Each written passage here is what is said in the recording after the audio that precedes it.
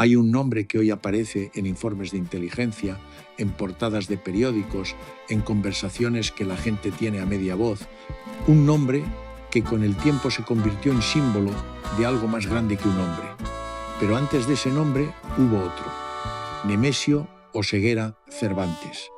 Y antes de ese nombre hubo un niño que creció en un lugar donde el Estado nunca llegó del todo, donde la pobreza no era una circunstancia sino una herencia, y donde las opciones de vida se contaban con los dedos de una sola mano. Este documental no es una biografía heroica, no es un relato de astucia ni de poder, es un análisis, un intento de entender cómo una persona, cualquier persona, puede llegar a encabezar una de las organizaciones criminales más violentas de América Latina. Y más importante aún, ¿qué dice eso de nosotros como sociedad? ¿Qué dice del país que lo produjo, de las instituciones que fallaron, de los sistemas que lo permitieron? Porque el problema de convertir a figuras como esta en mitos, en leyendas del narco, en antihéroes de serie de televisión, es que se pierde lo más importante, la víctima, el campesino desplazado, el joven reclutado a los 15 años, la familia que perdió a alguien sin que nadie le explicara por qué. Esas son las historias que importan.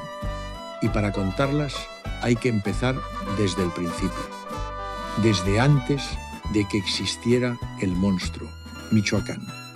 Un estado que en los mapas turísticos aparece como la tierra de la mariposa monarca, del lago de Pátzcuaro, de las tradiciones purépechas que sobrevivieron siglos de colonización. Un estado que tiene todo eso y también tiene otra historia, más difícil, más incómoda, más honesta. Para entender lo que ocurrió en Michoacán durante la segunda mitad del siglo XX hay que entender la geografía primero. La Sierra Madre del Sur atraviesa el estado en franjas escarpadas, húmedas, difíciles de transitar. Las comunidades rurales en esas zonas, pequeños municipios, rancherías, ejidos perdidos en las montañas, vivían en un aislamiento casi total. No el aislamiento idílico que algunos romantizarían después. Aislamiento real, sin carreteras pavimentadas, sin hospitales cercanos, sin escuelas secundarias que valieran, sin trabajo formal, sin futuro trazado de antemano. Las familias sobrevivían de lo que la tierra producía, y en muchos casos la tierra producía poco. La agricultura de temporal, esa que depende de la lluvia y de la suerte, era la base de la economía doméstica en decenas de comunidades michoacanas. Maíz, frijol, algo de ganado cuando había. Y cuando no había, había deuda. Deuda con el intermediario, con el prestamista local, con el cacique que controlaba el acceso al agua o al mercado más cercano. Esta no es una descripción abstracta. Es el contexto en el que nacieron miles de personas en la región de la Huijullo, en la tierra caliente michoacana, en municipios como Aguililla, donde los registros históricos y los testimonios de comunidades hablan de una pobreza estructural que se arrastra desde la colonia, desde mucho antes de que hubiera carteles, desde mucho antes de que hubiera fusiles de alto calibre cruzando la sierra. Nemesio Oseguera Cervantes nació aproximadamente en 1966, según las fuentes disponibles, aunque las fechas exactas varían dependiendo del expediente consultado. Lo que sí es consistente en todos los registros es el lugar, Aguililla, Michoacán. Un municipio que hoy ocupa titulares internacionales, pero que durante décadas fue invisible para el resto del país. Un lugar donde el gobierno federal aparecía cuando aparecía en forma de promesas de campaña que no se cumplían o de operativos policiales que pasaban rápido y no dejaban nada. Los años 60 y 70 en el México rural estuvieron marcados por una paradoja. El llamado milagro mexicano, ese periodo de crecimiento económico sostenido que duró aproximadamente de 1940 a 1970, benefició principalmente a las ciudades, a la industria, a la clase media urbana que compraba su primer televisor y su primer coche. En el campo, el milagro llegó tarde, mal distribuido y a menudo de la mano de estructuras políticas corruptas que lo capturaban antes de que tocara a quien más lo necesitaba. La reforma agraria que el cardenismo había prometido en los años 30 se había convertido para los años 60 en un sistema de ejidos mal dotados, con tierras de baja productividad, sin crédito suficiente, sin tecnología, sin canales de comercialización reales.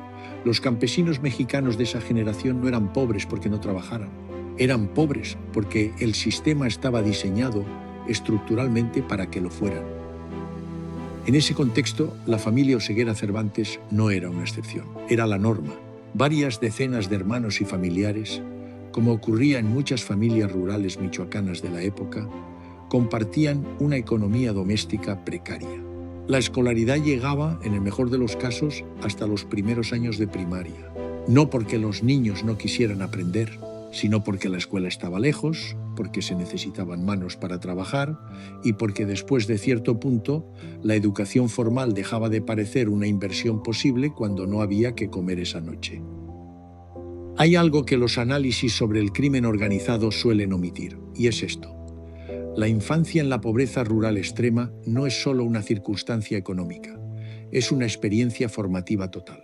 La precariedad no es un dato del expediente, es el agua en la que uno nada desde que nace, define lo que uno considera normal, define lo que uno considera posible y define también lo que uno considera justo o injusto en un mundo que parece diseñado para que ciertos cuerpos, ciertas familias, ciertas comunidades permanezcan donde están. Eso no justifica nada de lo que vino después, que quede muy claro, pero sí explica algo. Y entender no es lo mismo que perdonar. La tierra caliente michoacana tiene ese nombre por algo. El clima es sofocante, las lluvias son irregulares, el terreno es accidentado.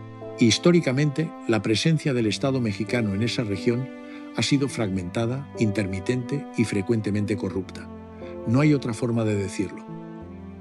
Durante décadas, el poder real en municipios como Aguililla no lo ejercían los presidentes municipales ni los delegados del gobierno estatal.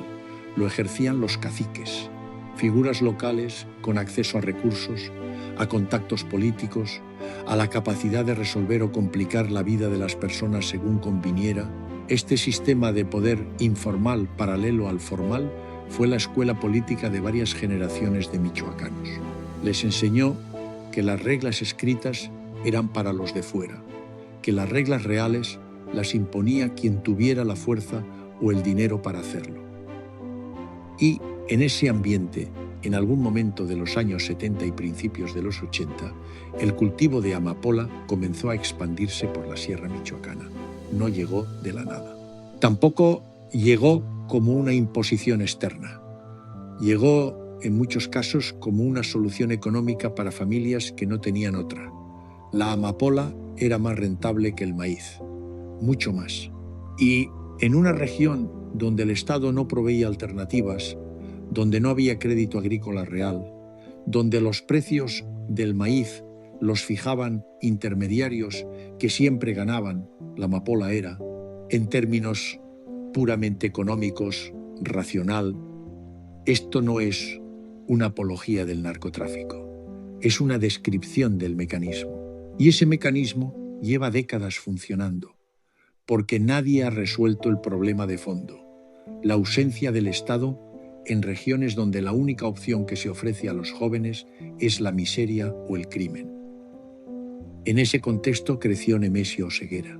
En ese contexto vio cómo funcionaba la economía real de su comunidad, cuáles eran los caminos posibles, quién tenía dinero y por qué. Y a diferencia de lo que los mitos del narco quieren sugerir, este no fue un momento de revelación dramática ni de elección heroica.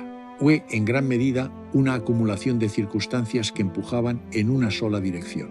A finales de los años 80 y principios de los 90, un fenómeno que venía ocurriendo desde décadas antes se aceleró de manera notable: la migración de jóvenes michoacanos hacia los Estados Unidos. Michoacán fue históricamente uno de los estados con mayor tradición migratoria de México. Las redes de contacto entre comunidades michoacanas y ciudades como Los Ángeles, Chicago o el Valle Central de California eran densas, funcionaban con una lógica propia y representaban para muchos jóvenes la única alternativa real a quedarse en una comunidad sin futuro visible.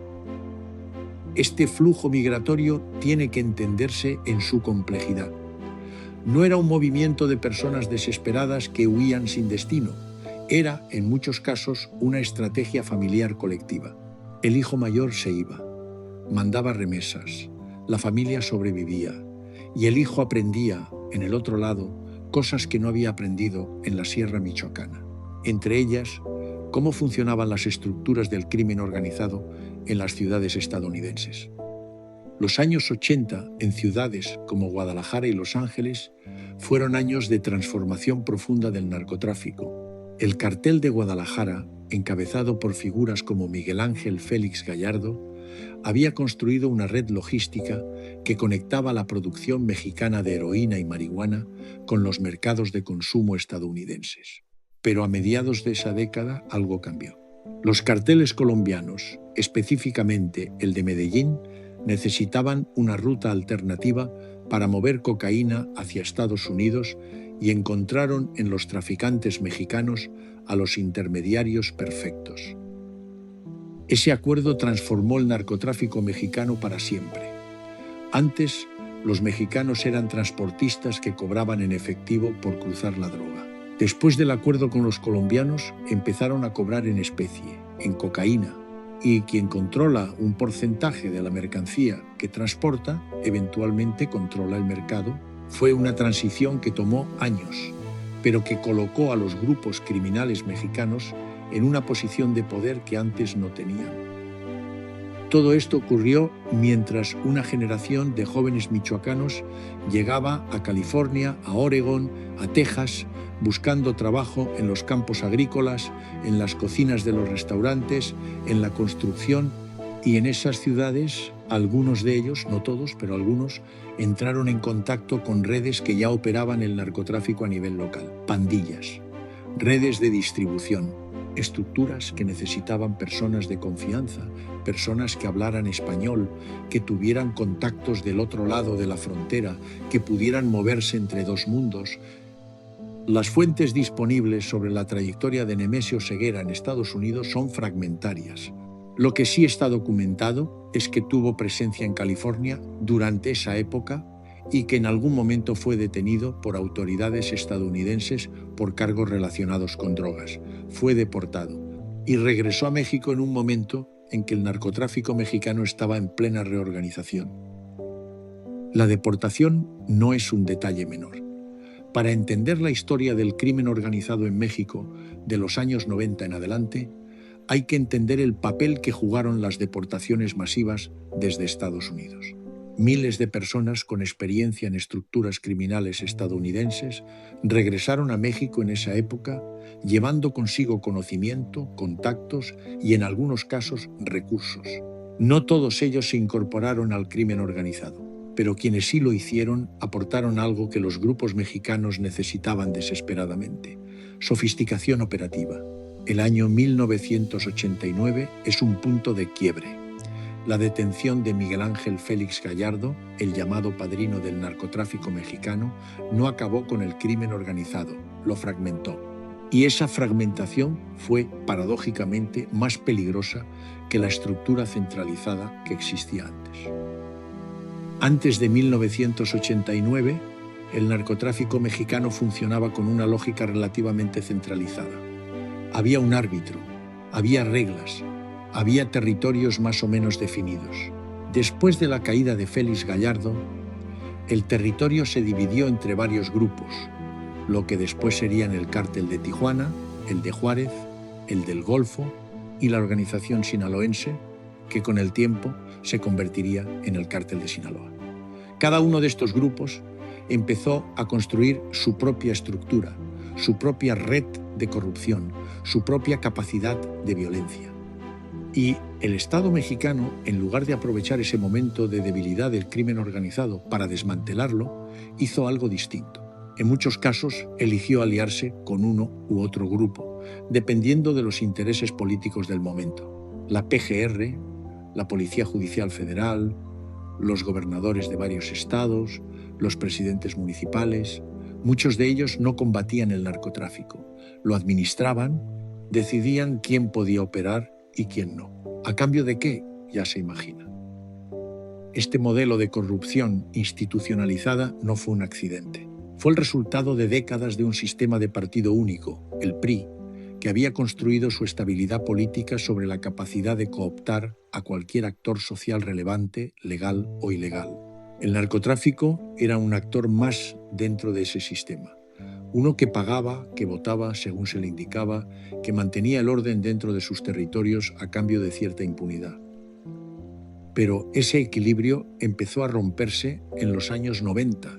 El Telecan, firmado en 1994, abrió la frontera al comercio y, de paso, facilitó el tráfico de drogas a través de los puertos de entrada legítimos. El volumen de camiones cruzando la frontera se multiplicó y con él la capacidad de mover mercancías sin ser detectado. Al mismo tiempo, la economía mexicana atravesaba una de sus peores crisis. El error de diciembre de 1994 devaluó el peso a la mitad, destruyó los ahorros de millones de familias de clase media y empujó a millones más a la informalidad y a la desesperación. En ese contexto, el crimen organizado no solo sobrevivió, creció, porque ofrecía lo que el Estado no podía o no quería ofrecer: empleo, ingreso, estructura, pertenencia, no para todos, no de manera universal, pero sí para los que estaban en los lugares correctos, con los contactos correctos, en el momento correcto. En Michoacán, la transformación del narcotráfico durante los años 90 fue particularmente intensa. La región de la Tierra Caliente, que ya tenía tradición en el cultivo de amapola, se convirtió también en zona de tránsito para la cocaína que llegaba de Sudamérica por las costas del Pacífico. Los grupos que operaban ahí eran inicialmente subsidiarios de estructuras más grandes, principalmente del cártel de Sinaloa y del cártel del Milenio. Pero esa dependencia no duraría para siempre. Para entender cómo alguien como Nemesio Ceguera llegó a ocupar el lugar que ocupa hoy dentro del crimen organizado mexicano, hay que entender cómo funcionan internamente las estructuras criminales. Porque hay una imagen popular, alimentada por series de televisión y corridos, que presenta al líder del cartel como una figura solitaria y genial que construyó su imperio a base de pura voluntad. Esa imagen es casi completamente falsa. Las organizaciones criminales no son empresas construidas por individuos excepcionales. Son instituciones sociales, con su propia lógica, sus propias jerarquías, sus propios mecanismos de reclutamiento y de control, y como toda institución social, reproducen las estructuras de poder que existen en el contexto más amplio. La violencia, la corrupción, la lealtad familiar, el desprecio por la vida ajena, ninguna de esas cosas nació en el cartel. El cartel las heredó de un entorno que las normalizó primero. El ascenso dentro de una estructura criminal en el México de los años 90 no seguía un camino único, pero hay patrones. El primero es la familia. Las redes de parentesco fueron y siguen siendo la base de reclutamiento y de confianza dentro de los grupos criminales mexicanos. No porque la lealtad familiar sea un valor en sí mismo dentro de esas organizaciones, sino porque es el único mecanismo de control que funciona en ausencia de contratos legales o de instituciones que los hagan cumplir. Si alguien me traiciona dentro del cartel, no puedo demandarlo, pero sí puedo alcanzar a su familia. En el caso de Nemesio Ceguera, los vínculos familiares jugaron un papel documentado. Su cuñado, Eric Valencia Salazar, alias el Señor de los Tequilazos, fue durante años una figura relevante dentro de las estructuras criminales que operaban en Jalisco y en la zona del Pacífico. Esas conexiones no explican todo, pero sí ilustran cómo funciona el nepotismo criminal, no como una anomalía, sino como una característica estructural del sistema. El segundo patrón es la relación con el Estado. Nadie llega lejos dentro del crimen organizado mexicano sin establecer vínculos con funcionarios corruptos, no como excepción, como condición necesaria. La corrupción no es un elemento accidental del narcotráfico mexicano, es su columna vertebral. Sin ella, los cargamentos no cruzan la frontera, los detenidos no quedan libres, los rivales no son eliminados con la complicidad de quien debería combatirlos. La corrupción es el combustible de la máquina. Y el tercer patrón, quizás el más importante para entender lo que ocurrió en Michoacán específicamente, es la capacidad de llenar vacíos de poder. A principios de los años 2000, el gobierno de Vicente Fox, el primero de oposición en más de 70 años de hegemonía priista, intentó combatir al crimen organizado con una estrategia que en retrospectiva fue desastrosa. Descabezar a los líderes sin destruir la estructura. El resultado fue la multiplicación de grupos. Cuando el líder cae, sus lugartenientes no desaparecen, compiten por el control, y esa competencia se resuelve con violencia. En Michoacán, ese proceso fue especialmente visible. A mediados de los años 2000 surgió la familia michoacana, un grupo que combinaba retórica religiosa con una brutalidad extrema y que en sus primeros años fue documentadamente apoyado por el Estado mexicano como contrapeso al Cártel del Golfo y a los Zetas. Esa alianza, una vez más, ilustra el patrón. El Estado no combatía el crimen organizado, usaba a un grupo criminal contra otro, esperando que el resultado neto fuera manejable. No lo fue. La familia michoacana eventualmente se fragmentó. De ella surgieron los caballeros templarios. Y de ese proceso de fragmentación y recomposición emergió con el tiempo el Cártel Jalisco Nueva Generación, la organización que Nemesio Ceguera terminaría encabezando, pero ese proceso no fue el resultado de una visión estratégica de un solo hombre. Fue el resultado de una serie de alianzas, traiciones, desplazamientos de poder y vacíos institucionales que se fueron alineando de una manera que nadie planeó completamente. Eso también es importante entenderlo. El poder criminal no se construye como un proyecto, se construye como una acumulación de contingencias en las que alguien estuvo en el lugar correcto, con las conexiones correctas y tuvo la disposición de hacer lo que otros no estaban dispuestos a hacer. Hay un momento en la historia del Cártel Jalisco Nueva Generación que marcó un antes y un después en la percepción pública de esa organización, el año 2015. En ese año, el grupo derribó un helicóptero del ejército mexicano con un lanzacohetes en el estado de Jalisco. 9 soldados murieron. Para muchos analistas, ese acto no fue una demostración de fuerza impulsiva, fue una señal deliberada. Ya no son una banda de narcotraficantes regionales, son una organización con capacidad de confrontar militarmente al Estado mexicano. Pero para llegar a ese punto hubo años de construcción silenciosa, de reclutamiento, de expansión territorial, de acuerdos con autoridades locales y estatales, de penetración de mercados internacionales, no solo de cocaína, sino de metanfetaminas, una droga que el CJNG comenzó a producir en cantidades industriales, colocándose como uno de los principales proveedores globales. La expansión del CJNG bajo el liderazgo de Nemesio Ceguera no puede entenderse sin entender la transformación del mercado global de drogas en esa época. El consumo de metanfetaminas en Estados Unidos creció exponencialmente durante los años 2000 y 2010. Y mientras la DEA desmantelaba los laboratorios domésticos en California y en Oregón, los productores mexicanos, con acceso a precursores químicos importados de Asia, principalmente de China, llenaron el vacío con una eficiencia y una escala que las autoridades estadounidenses no anticiparon. El CJNG no solo produce y trafica, tiene presencia documentada en más de 20 países. Opera células en Europa, en Asia, en África. Ha penetrado mercados que hace 20 años eran impensables para una organización criminal mexicana. Y esa expansión global no ocurrió porque un hombre tuviera una visión brillante. Ocurrió porque el mercado estaba ahí, porque las instituciones internacionales no estaban preparadas y porque el modelo de negocio del narcotráfico, una vez que alcanza cierta escala, se vuelve casi autónomo. El nombre Mencho se fue construyendo en paralelo con esa expansión, un apodo que al principio circulaba solo en ciertos círculos y que después apareció en comunicados firmados, en mantas colgadas en puentes, en mensajes dirigidos explícitamente a las autoridades. La construcción del nombre no fue accidental, fue parte de una estrategia de terror y de posicionamiento. Un nombre que genera miedo ya tiene poder, independientemente de lo que haga la persona detrás de él. Y aquí hay algo que los análisis del crimen organizado frecuentemente subestiman: el papel del miedo como herramienta de gestión interna.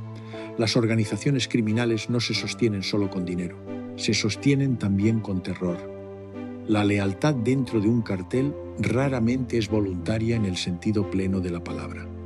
Es una lealtad construida sobre la certeza de que la alternativa es peor, que desertar tiene consecuencias, que hablar tiene consecuencias, que incluso saber demasiado tiene consecuencias.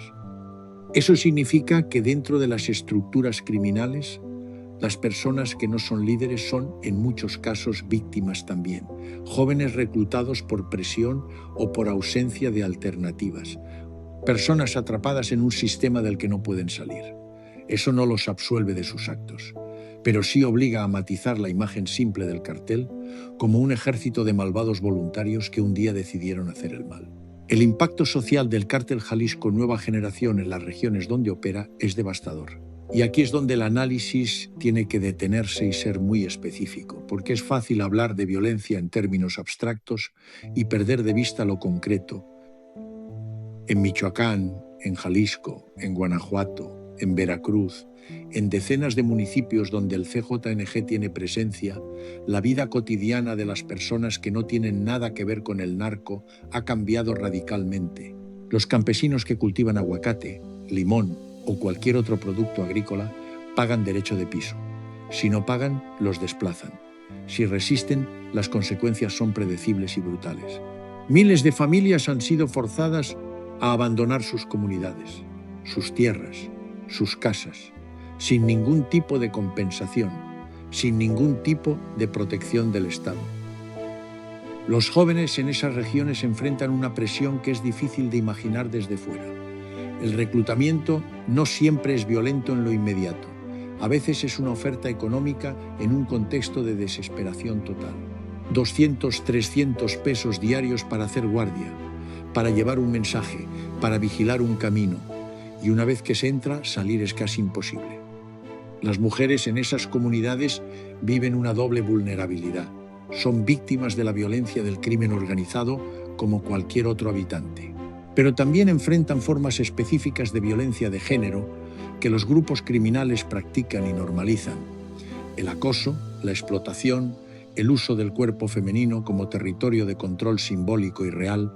Esto también forma parte del impacto y también suele quedar fuera de los titulares. Los periodistas que cubren estas regiones trabajan bajo una presión que la mayoría de las personas en este país no puede imaginar. México es uno de los países más peligrosos del mundo para ejercer el periodismo. No en abstracto, en concreto, con nombres, con fechas, con cuerpos. Muchos de los crímenes del crimen organizado en regiones controladas por el CJNG no se reportan, no porque no ocurran, sino porque reportarlos puede costar la vida. Y el Estado, en todo esto, ¿qué papel juega? Esa es la pregunta que ningún análisis responsable puede evadir. La respuesta es incómoda, pero necesaria. Un papel ambiguo, contradictorio, frecuentemente cómplice. No en todos los niveles ni en todos los casos. Hay funcionarios que arriesgan su vida combatiendo al crimen organizado con honestidad. Hay policías municipales que trabajan bajo amenaza constante y sin recursos suficientes. Pero el patrón sistemático de corrupción, de protección selectiva, de operativos que avisan a quienes van a detener, ese patrón existe, está documentado y no desaparece porque resulte incómodo reconocerlo. Las capturas, extradiciones y operativos que se anuncian con grandes fanfarrias mediáticas raramente tocan la estructura, tocan personas, generan titulares, producen fotos de conferencias de prensa con funcionarios satisfechos y en el territorio la semana siguiente otro líder ocupa el lugar del anterior, porque la estructura sigue ahí. Y la estructura sigue ahí porque las condiciones que la alimentan no han cambiado. ¿Cómo nace un líder criminal? Es la pregunta que ha guiado todo este relato. Y la respuesta honesta no es la que quisiéramos dar. No nace porque sea malvado desde que llegó al mundo. No nace porque tome una decisión dramática un día en que el sol cae de cierta manera sobre la Sierra Michoacana. Nace de la acumulación, de la pobreza que no tiene solución visible, de la migración que expone a redes criminales, del regreso a un país donde las instituciones son un chiste que nadie encuentra gracioso, de la disponibilidad de una estructura que ofrece lo que el Estado no ofrece, de la normalización progresiva de actos que al principio hubieran parecido imposibles. Ese proceso no es inevitable. No todos los jóvenes que crecen en la pobreza en Michoacán se convierten en líderes de cárteles. La inmensa mayoría no lo hace. Resiste, migra, trabaja, construye algo, mantiene la dignidad en condiciones que harían tambalear a cualquiera. Eso también tiene que decirse. Pero el proceso tampoco es excepcional. No es el resultado de una psicología desviada o de una maldad innata. Es el resultado de un sistema que produce ciertas personas en ciertas condiciones. Y mientras ese sistema no cambie, mientras la desigualdad estructural no se enfrente con políticas reales, mientras la corrupción no se combata desde adentro de las instituciones, mientras el Estado siga siendo selectivamente presente según los intereses del momento, el sistema seguirá produciendo lo que ha producido hasta ahora. Nemesio Ceguera Cervantes no es un fenómeno único, es un producto de la sierra michoacana sin servicios, de la migración sin red de seguridad, del narcotráfico que ofrece lo que el trabajo honesto no puede, de la corrupción que protege a quien paga, de la violencia que disciplina a quien no obedece. Todo eso lo construyó antes de que existiera el Mencho. Y mientras esas condiciones existan, habrá otro nombre, distinto, pero producido por el mismo sistema. Eso no es fatalismo, es diagnóstico. Y los diagnósticos sirven cuando se traducen en decisiones políticas reales, en inversión en las regiones que el Estado abandonó, en instituciones de justicia que funcionen sin que el dinero decida el resultado, en protección para los periodistas que documentan esto, en memoria para las víctimas que de otra manera no tendrían nombre. Las víctimas. Volvemos a ellas al final, porque es justo. Cada familia desplazada de su comunidad en la Tierra Caliente. Cada joven reclutado a los 14 o 15 años que nunca tuvo oportunidad de elegir de verdad. Cada periodista silenciado. Cada funcionario honesto que intentó hacer su trabajo y pagó por ello. Cada persona que quedó atrapada entre dos fuegos y perdió algo que no puede recuperarse. Una casa, un familiar, la posibilidad de vivir sin miedo. Esas personas no son estadísticas. Son historias, son vidas que ocurrieron en lugares reales, con nombres reales, con dolores reales, que ningún análisis puede capturar del todo. Este episodio no es solo historia, es memoria, y cada persona que estuvo allí merece ser recordada con dignidad. Que su recuerdo no se pierda entre cifras ni versiones oficiales. Gracias por estar aquí, por escuchar hasta el final, por tomarse el tiempo de mirar hacia donde otros prefieren no mirar. Nos vemos en el próximo episodio